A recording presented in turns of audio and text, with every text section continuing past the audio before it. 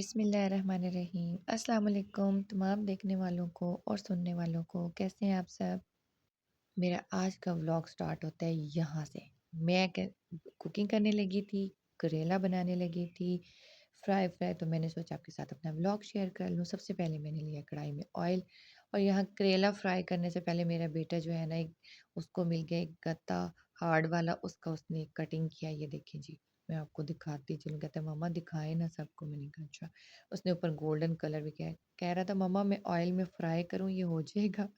तो बच्चों के क्वेश्चन भी कभी-कभी जो होते हैं ना बड़े इंटरेस्टिंग होते हैं। सबसे पहले जो मैंने करेला फ्राई कर लिया, मैं बहुत ज़्यादा इसको नहीं फ्राई करूँगी, वो बहुत हार्ड हो जाता है। तो यहाँ सॉफ्ट-सॉफ्ट ही था, मैंने जो करेला है वो उसको निकाल लिया, इसमें डाल दिए प्याज़। प्याज़ ज़्यादा कटिंग करने में मेरी तो जान जाती है, भई बंदा थक जाता है प्याज़ ही कटिंग कर के।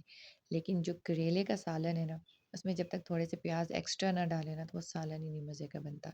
सो साथ मैंने यहाँ पे जो थे वो उसके साथ प्याज़ फ्राई होने के लिए रख दिए, तो मैंने टमाटर भी कट कर लिए। अब देखिए मैंने इसमें जो थे लहसुन और अदरक मैंने बिल्कुल नहीं पेस्ट बनाया, मैंने डायरेक्ट इसी में डाल दिया।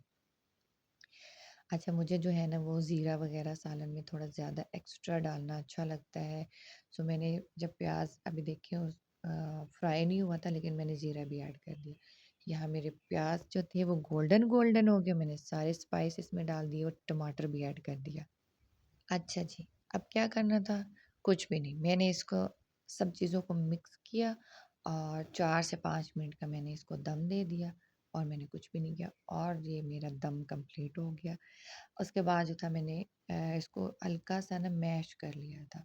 मैंने कहा ये ना हो बच्चे कहें मामा ये टमाटर नज़र आ रहे हैं, तो हमें तो अच्छे लगते हैं ऐसे खड़ा-खड़ा सा मसाला जिसे कहते हैं, बहुत टेस्टी बनता है।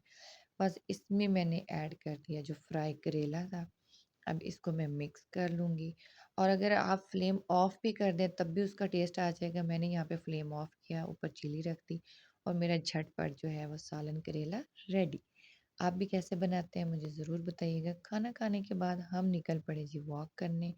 मौसम बहुत माशाल्लाह प्यारा हो रहा था। पहले हमने इतनी स्पीड लगाई हुई थी, हमारे बच्चे भाग के इतनी दूर पहुँच गए थे। अच्छा, उनका प्लान था पूरा मार्केट जाने का, लेकिन हम भी फुल तैयारी से निकले थे। हमने कहा चलें, अगर बच्चों ने ज़्यादा ज़िद की तो मार्केट का भी राउंड लगा लेंगे। अच्छा, फिर हमने कहा जी हमने किस महाज पर जाना है कि हमने इतनी स्पीड लगाई हुई है। स्लोली, स्लोली, स्लोली वॉक करते-करते, मौसम को एन्जॉय करते-करते आखिरकार हम अपने बच्चों तक पहुँचे, वहाँ उनको अपने साथ लिया और ये आ गई हमारी मार्केट। मार्केट हमारे बिल्कुल घर के पास ही है। यहाँ हमने देखी फ्रूट की शॉप, तो हमने सोचा क्यों ना हम कुछ फ्रूट ले लें जो घर में ख़त्म हुआ हुआ है। टक शॉप तो बच्चों ने लाज़मी जाना था और बच्चों के बहाने हमने भी जाना था। सो जी हमने यहाँ से जो है कुछ फ्रूट की शॉपिंग की और फिर उसके बाद हम चल पड़े अपनी टक शॉप पे।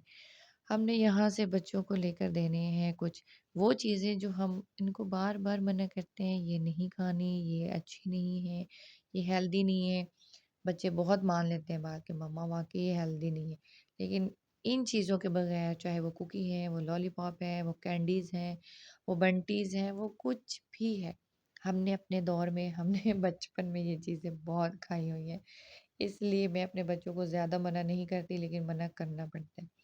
सो हमने यहाँ पे जो है टक शॉप पे जो हमने लेना था वो हमने लिया। उसके बाद हम जो है वॉक करते-करते अब हमने घर जाना है। बताइएगा आपका दिन कैसा गुज़रा? आपको मेरा व्लॉग कैसा लगा? अगर अच्छा लगा हो तो इसको लाइक कर दीजिएगा। मेरे छोटे-छोटे व्लॉग आपको मिलते रहेंगे। अपना ख़्याल रखिएगा। अल्लाह हाफ़िज़।